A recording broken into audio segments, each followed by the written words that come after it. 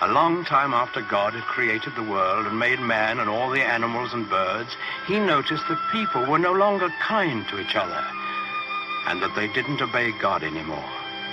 So he was angry. But God did see one man in the world who was kind and good and who obeyed the Lord's word. This man was Noah. So God appeared to Noah and he let him hear his voice. And the Lord said, "Behold, I will cause it to rain upon the earth 40 days and 40 nights. I will bring a flood the earth to destroy all flesh, and everything that is in the earth shall die." But God told Noah to build an ark and to take 2 of every animal in it with him to keep alive during the storm. And when Noah had heard God's voice, he was grateful, and he set to work right away to build the ark. This was a great boat with many, many rooms in it. When Noah finally finished it, he went out into the fields and woods, for he had to talk to all kinds of animals and birds. He talked to the lion and the wild horses. He talked to the pigs in the barnyard and the elephants in the jungle and the cute little kittens in his own house. Noah talked to all the animals on the face of the earth, even to the doves, cooing in their nests.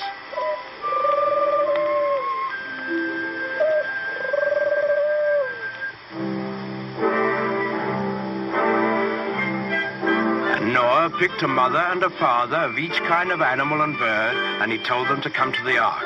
Well, when they were all gathered there, you can imagine what kind of a noisy crowd poor Noah had on his hands.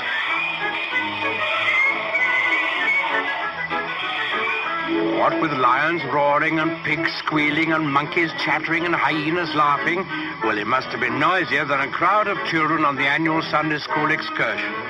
But Noah was wise and gentle, and he understood about animals, so he got them lined up in a long row, 2 by 2, and then he started them up and into the ark through the big door in the side. The bees were the last to go in, because bees have a stinger in their tails, and no animal wanted to get in line behind them.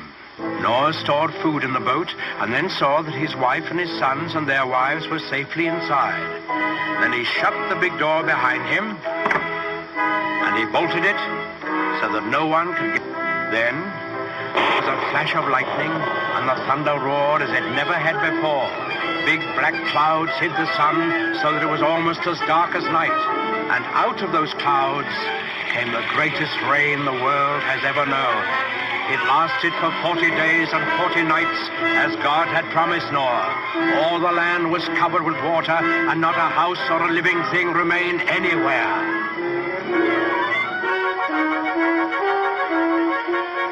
But Noah's ark floated on the surface of the waters, and he and his family and the animals who were in the ark with them were saved.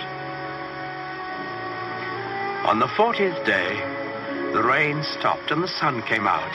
The waters that had covered the earth began to flow back into the oceans and the rivers, and the ark came to rest on the peak of a mountain.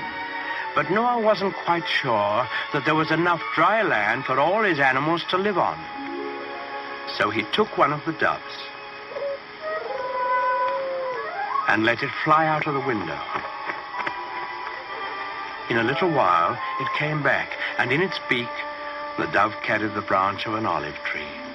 Noah knew that this must be a sign from God that he had restored quiet and peace to the world. So he opened the door of the ark, and he and his family and all the animals came out on the dry land, and they praised God and thanked him. Then the Lord appeared again to Noah. He promised him that he would never again send a flood to destroy the earth. And he sealed that promise with a beautiful symbol, which he set in the sky for all of us to see. That symbol the token of God's everlasting faith in man, is the rainbow.